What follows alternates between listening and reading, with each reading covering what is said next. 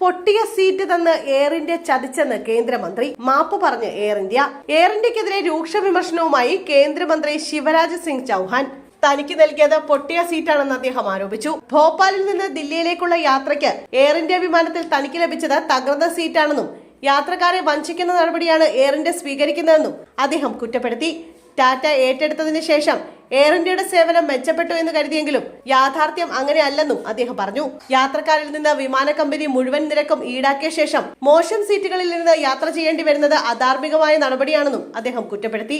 തനിക്ക് അനുവദിച്ച സീറ്റ് പൊട്ടിയതിനെ കുറിച്ച് എയർലൈൻ ജീവനക്കാരോട് അന്വേഷിച്ചപ്പോൾ സീറ്റിന്റെ അവസ്ഥയെക്കുറിച്ച് മാനേജ്മെന്റിനെ നേരത്തെ അറിയിച്ചിരുന്നുവെന്നാണ് ജീവനക്കാർ അറിയിച്ചതെന്നും അദ്ദേഹം പറഞ്ഞു. സഹയാത്രക്കാർ എന്നോട് മാറിയിരിക്കാൻ നിർബന്ധിച്ചു. പക്ഷേ എന്റെ സ്വന്തം സുഖസൗകര്യങ്ങൾക്കായി എന്റെ സുഹൃത്തുക്കളെ ആരെയും ബുദ്ധിമുട്ടിക്കാൻ ഞാൻ ആഗ്രഹിച്ചില്ല.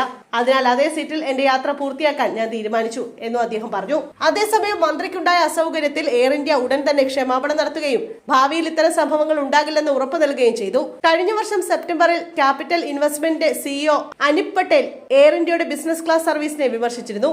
എയർ ഇന്ത്യയിൽ വൃത്തിഹീനമായ സാഹചര്യങ്ങളും മോശം ഭക്ഷണവുമാണെന്ന് അദ്ദേഹം പറഞ്ഞു.